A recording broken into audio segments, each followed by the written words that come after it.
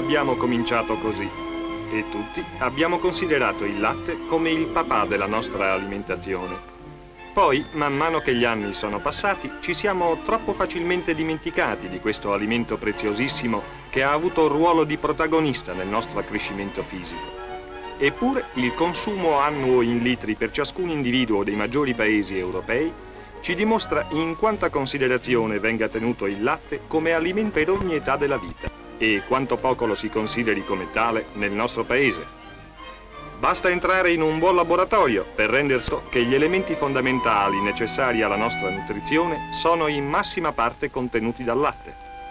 L'inesperto forse non sa che il latte è ricco di lattosio, ovvero di zuccheri, riconoscibili in quantità rilevante con questo polarimetro. Col sistema di Kildall, invece, si può risalire dopo lunghi e minuziosi passaggi alla determinazione della caseina, dell'albumina e della globulina, tutte sostanze proteiche di elevatissimo valore nutritivo e plastico.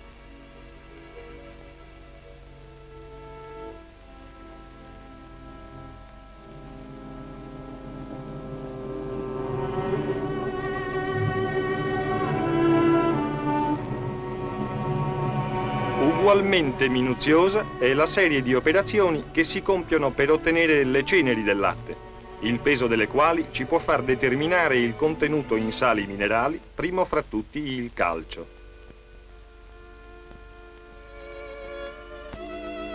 Più semplice è il riconoscimento del contenuto in grasso, che si ottiene mescolando latte con acido solforico ed alcol amilico e centrifugando il composto in tanti piccoli butirrometri che si prestano poi ad una vera e propria lettura diretta del quantitativo in grasso del latte.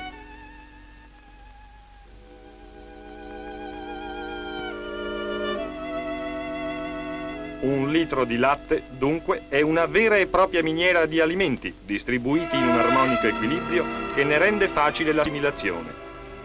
Particolare efficacia nell'alimentazione ha il calcio, patrimonio caratteristico del latte e dei suoi derivati, che concorre con ruolo fondamentale alla formazione e alla conservazione delle strutture scheletriche umane. Le proteine, invece, concorrono a costituire il tessuto muscolare e a ricostituirlo via via che l'usura quotidiana lo consuma. Quanto al grasso, oltre a contenere preziose vitamine e calcio fissatrici, possiede un elevato valore calorico, costituendo una riserva per l'organismo. In definitiva, il latte che ci ha presi per mano fin dal giorno che vedemmo la luce può ben accompagnarci per tutta la vita, certi che sarà sempre un ottimo bilanciatore della nostra dieta. Seguiamo le vicende di questo latte. Fin dalle origini, ovvero nelle vaccherie, il latte viene sottoposto ad una prima rudimentale filtrazione. Poi, in capaci bidoni, viene trasportato quotidianamente con sollecito ritmo alle centrali delle varie città, costituenti una capillare organizzazione che mira ad assicurare l'integrità, l'igiene e la razionale distribuzione dell'alimento. È qui che comincia il vero e proprio romanzo del latte. A cosa serve la centrale? Non a manipolarlo, non ad alterarlo, né a privarlo di queste o quelle sostanze, ma soltanto a fornire al cittadino la massima sicurezza di consumo. Fin dall'arrivo, prima che prosegua il suo cammino attraverso capaci turbazioni, si determina esattamente il suo stato di conservazione.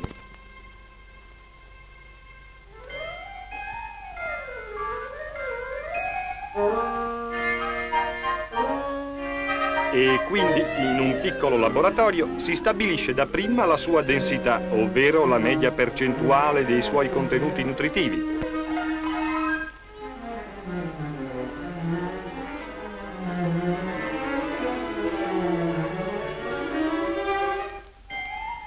E quindi la misura del contenuto in grassi. Se ciascuna partita non risponde a determinati requisiti medi controllati da chimici specializzati, viene eliminata. Il latte ammesso al ricevimento non è per questo garantito al 100%, ed ecco intervenire il laboratorio batteriologico che fa prelevare per suo uso alcuni campioni delle partite che sono state, per così dire, promosse. Nel laboratorio si compiono varie analisi. Prima, con un semplice filtro, la prova del sudiciume di ciascuna partita, il cui risultato viene registrato ai fini di un miglior controllo delle fonti di produzione. Contemporaneamente si preparano i vetrini per l'accurato esame batteriologico, che è un po' il motivo d'essere delle centrali.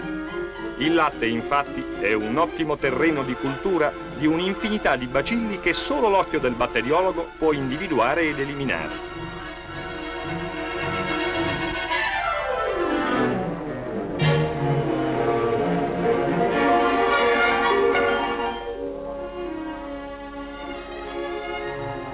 Dopo la colimetria, che è la determinazione quantitativa del Bacterium coli, il più resistente batterio del latte, considerato come espressione del suo inquinamento, l'alimento crudo viene avviato al ciclo di preparazione per il consumo.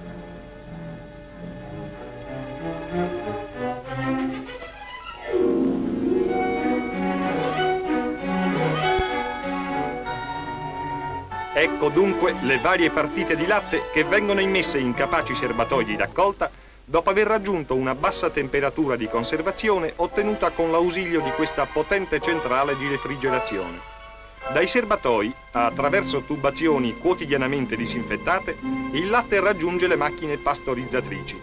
Dapprima un filtraggio perfetto, poi il rapido riscaldamento a temperatura tale da non apportare alcuna alterazione ai vari componenti e che ci garantisce della distruzione di tutti i germi patogeni.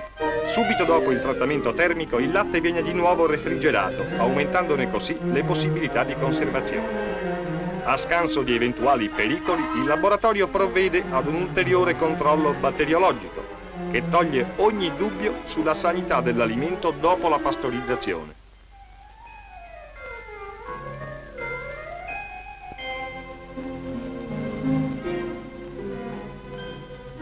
Nel frattempo i servizi della centrale lavorano senza sosta. Ecco l'ingresso delle bottiglie sporche che ininterrottamente dal mattino alla sera vengono avviate al lavaggio.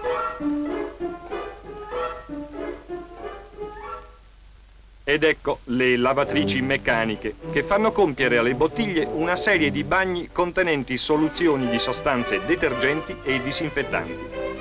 Anche l'acqua di questi bagni subisce periodicamente un esame batteriologico.